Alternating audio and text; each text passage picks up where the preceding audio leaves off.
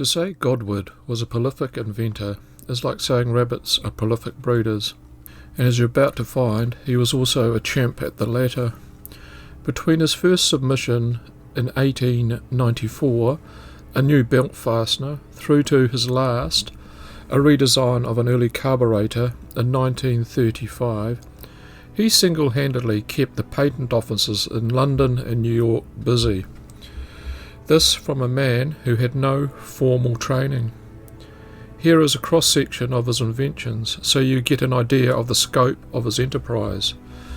In no particular order, we have burglar-proof windows, water tank filters, spiral hairpin,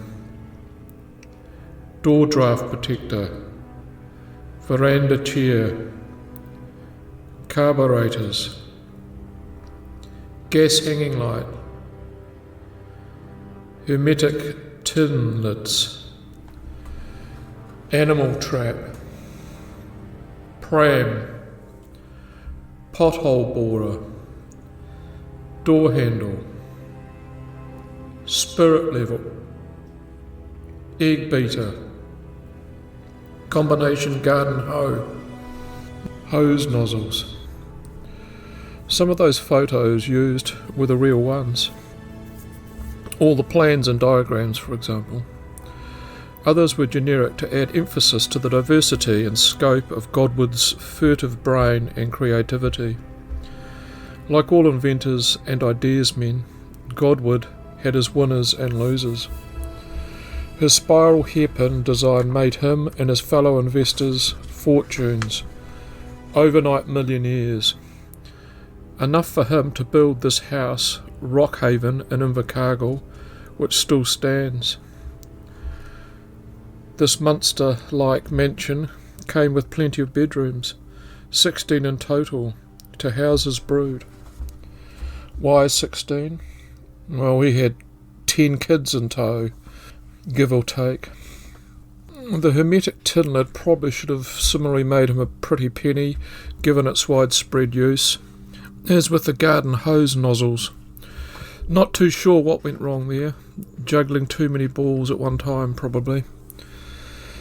Like his fellow Invercargill inventor David Strang, the bloke that invented instant coffee and the mocha, Godward also faced the tyranny of distance, living at the bottom of New Zealand in the days of the telex and post. I've done a video on David Strang, by the way, the link's below.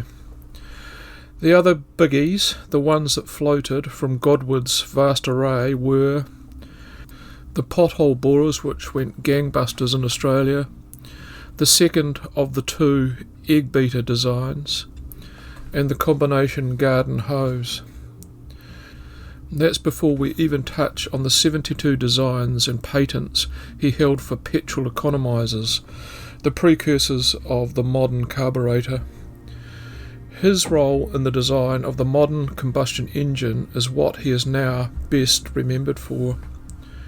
From the mid-20s, carburetors became Godward's thing, by which stage he had shifted from Invercargill to New York because virtually all his business was being transacted in the Northern Hemisphere. That was where the market was. The US Army was one of his main clients, large outfits with fleets of vehicles like taxi companies. At one stage he even touted an engine to the army that ran on moonshine. Had Samuel Clements as one of his hairpin customers.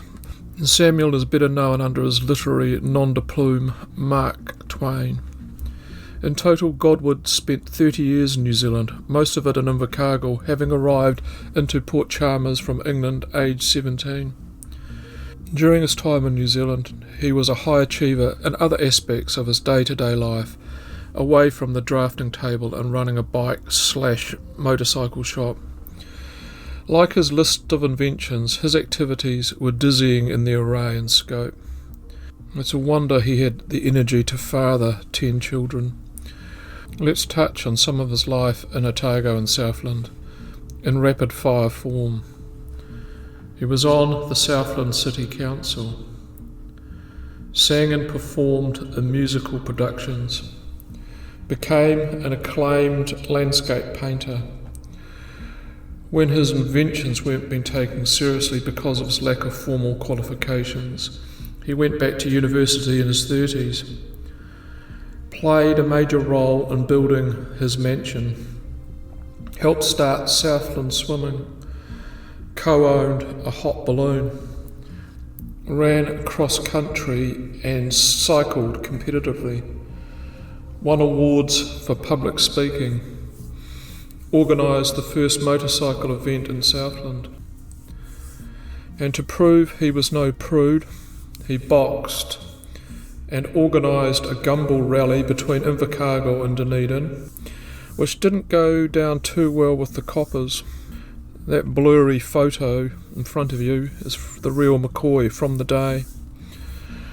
Don't worry, I too feel my life has been rather humdrum in comparison. Even Ernest Godward's death was, to say the least, not normal. He and his family were on a P&O cruise ship bound for New Zealand in 1936. Godward hoped to retire in Invercargill. Part of the onboard entertainment at the time were skipping competitions, tests of endurance, last skipper standing sort of deal. Godward fancied his chances even at 67. As the vessel ploughed through the waters of the Med, Godward and the other men went to it. Godward won, but dropped dead of a heart attack shortly afterwards. He was then buried at sea. The family continued their journey back to New Zealand and took residence back at Rockhaven, living there for another decade.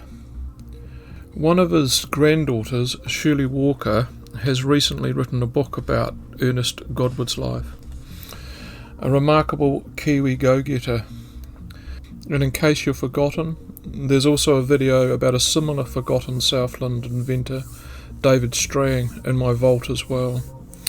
Thanks for spending time here today. If you're new to the channel, don't forget to subscribe, and I'll spot you next time.